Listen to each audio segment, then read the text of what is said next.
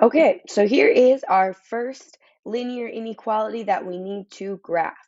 We have y is less than or equal to negative 1/3 x plus 1. So I'm just going to label this. Remember, the 1 is our b, or the y-intercept, where we start.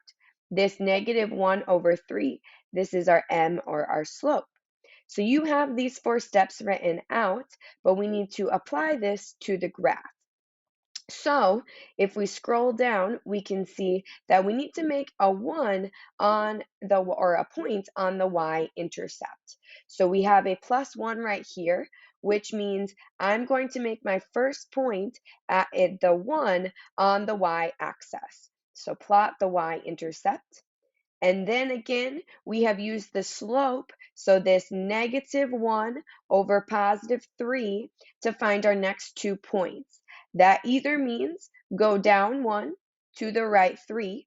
So down 1, right 1, 2, 3, plot your next point. Do that again. Down 1, right 1, 2, 3, plot another point. It could also mean the opposite of both of these. Go up 1 to the left 3. So up and to the left, 1, 2, 3. Up and to the left, 1, 2, 3. Remember, you only need 3 points on your line. If you have more, it's great. Um, Another reminder, this has a downward slope as we read it from left to right, which is good because we have a negative slope. So always check your slopes just to make sure you plotted them right.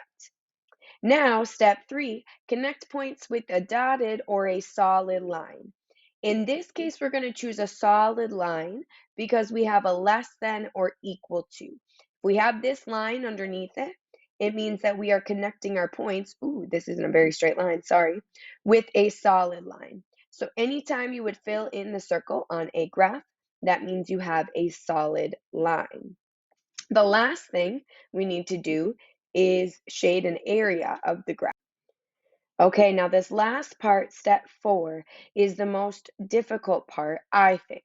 So because this is an inequality, we need to not just include the line, but we need to include the entire area where y is less than or equal to negative 1/3 x plus 1.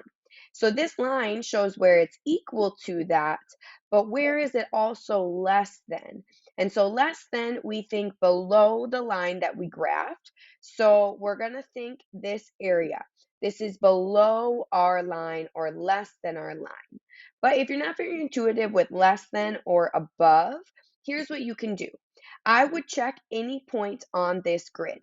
I see 0, 0 right here, and that is part of the shaded in area, which means that if I plug a 0 in for y and a 0 in for x, this inequality should be true.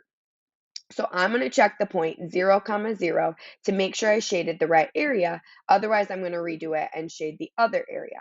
So we have 0 is less than or equal to negative 1/3 x, which is also 0, so times 0, and then plus 1.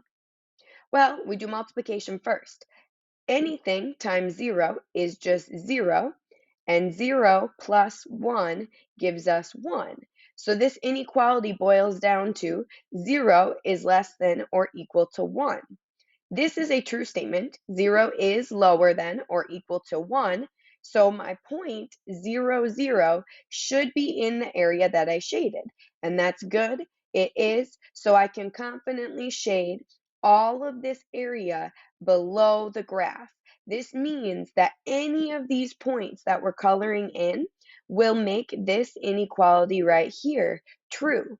Any of these that we didn't color in, this is where the inequality would be false. You don't have to put an F there, but just as a reminder, this is every single point that makes the inequality true.